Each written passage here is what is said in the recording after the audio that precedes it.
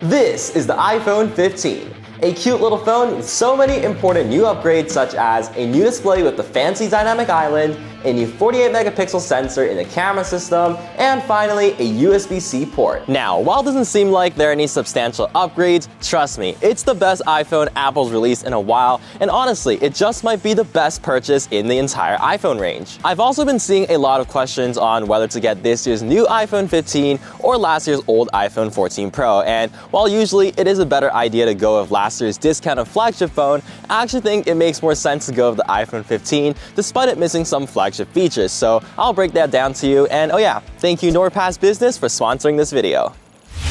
Alright, this is the iPhone 14 Pro and the iPhone 15, and if you're wondering why they're just cases, well, stupid me decided to delete the entire video and over half the footage, so I'm just re-recording with what I can, and I already sold the phones. But anyways, if you want the answer now without watching the entire video, the 3 reasons to go with the iPhone 15 instead of the 14 Pro is the price, much better battery life, and USB-C. So taking a look at the price, the iPhone 15 starts at $799 USD or $1129 CAD, which is the same as the previous generation, and as for the 14 Pro, it really depends on what region you're in, but based on my findings, a refurbished 14 Pro is around the same price or more, with the unlocked version being pretty hard to find at not so good of a discount. So the iPhone 15 will always be the cheapest choice, and we have to consider that throughout the video. And as for battery life, guys, I can't believe it, but the iPhone 15 is genuinely a huge upgrade from the 14 Pro.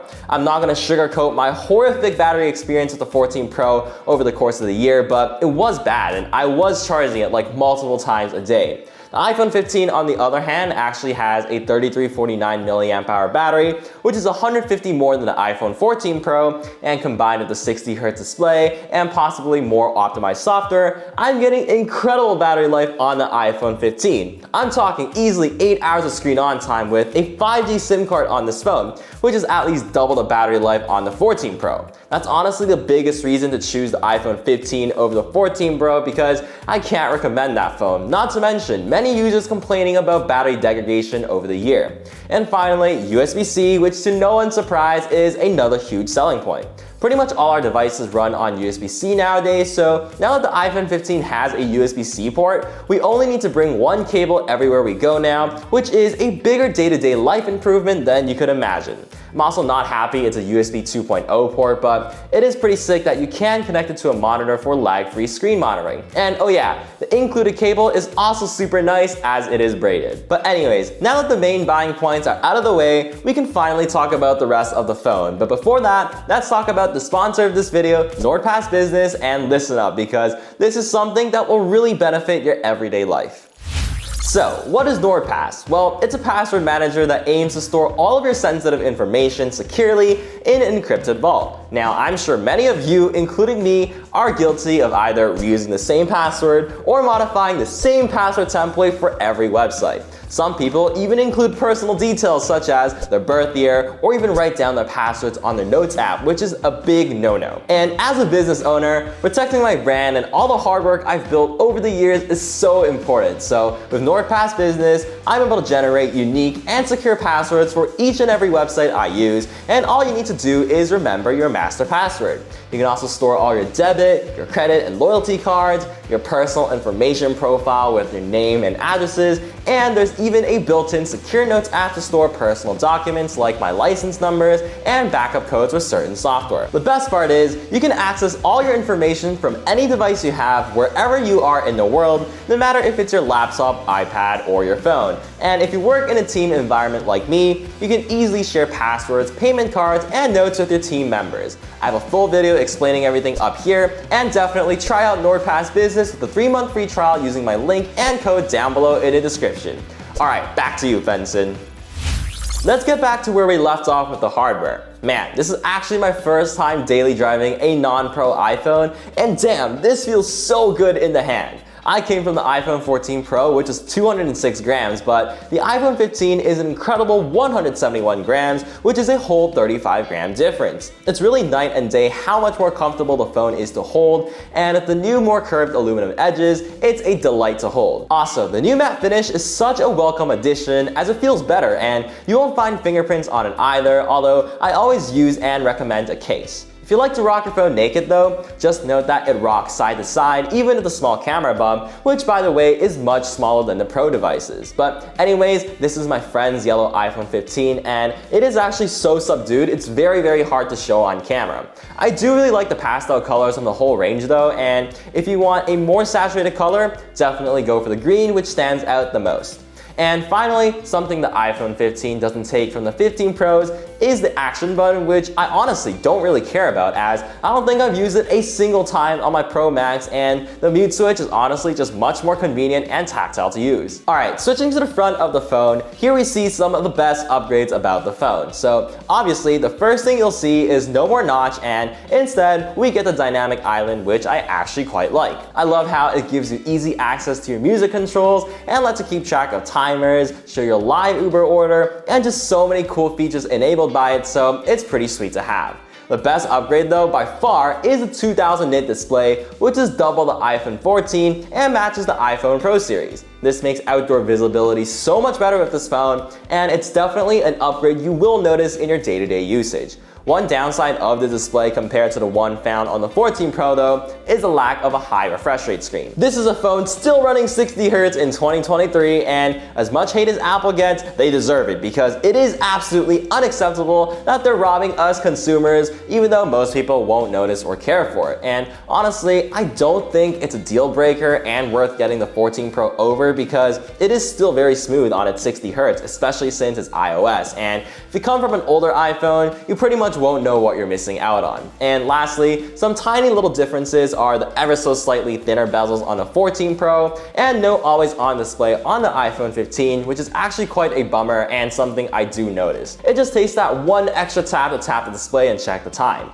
And lastly, another observation I made for entertainment are the differences in speakers. So funny enough, the iPhone 15 actually has slightly louder speakers, but overall the sound is more balanced with better instrument separation on the 14 Pro, but it's not very noticeable to the untrained ears. As for phone performance, the iPhone 15 runs the same A16 chip as the 14 Pro, so you're not missing out on any performance differences. A lot of people may be worried about the overheating issues too, but that seems to be isolated to the Pro series that has since been fixed, and I've actually never experienced any overheating with regular usage on the phone. And lastly, the cameras. So you would think that you would be missing out on a lot, but quite the opposite actually, because the iPhone 15 cameras actually do better than the 14 Pro in a lot of scenarios, which is crazy. So first of all, the iPhone 15 gets a new 48 megapixel sensor this year, and although it's not the same quality as the one on the 14 Pro, it should still get you a lot more detail in your shots with much better low light performance. Now, here's the game-changing part on the 15 series. The new default capture mode is 24 megapixels, which is double of the iPhone 14 Pro.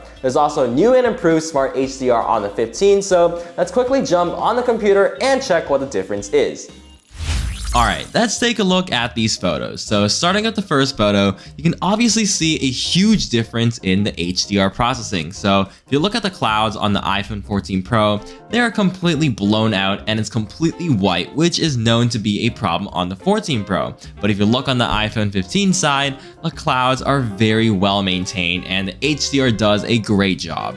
Zooming into these photos by 500%, you can really make out the differences that 24 megapixel output file is giving. So if you look at the details on the fence, the brick wall, the grass especially, and even the shadows in the leaves, you can really see a huge advantage for the iPhone 15. The iPhone 15 for the first time also gains the ability to take 2x lossless crop photos, and these are how to compare. And take a note at the top left corner where the HDR does a way better job on the 15. Now, zooming in 500% on these photos actually doesn't show much of a difference between the two phones, but I feel like there is a little more sharpening on the 14 Pro, so I do prefer the more natural look of the 15. This is a more difficult HDR situation, and the 15 just blows away the 14 Pro. As for ultra-wide photos, I think they look almost identical, but the iPhone 15 does have a touch more saturation if you look at the grass and the brick. And pixel peeping into these photos, there's basically no difference, just like these 2x lossless crop photos. Now, these are supposed to have the same selfie cameras, but look at the difference. It is absolutely massive. I think it looks sharper on the iPhone 15, It's less washed out, and the colors are just so much more vibrant, which is a huge improvement and completely shocking to me. The iPhone 15 gains another big advantage over the 14 Pro for portrait photos because it can also take them at 24 megapixels, which is huge. But first, taking a look at the overall photo, it is more vibrant and has better HDR on the 15.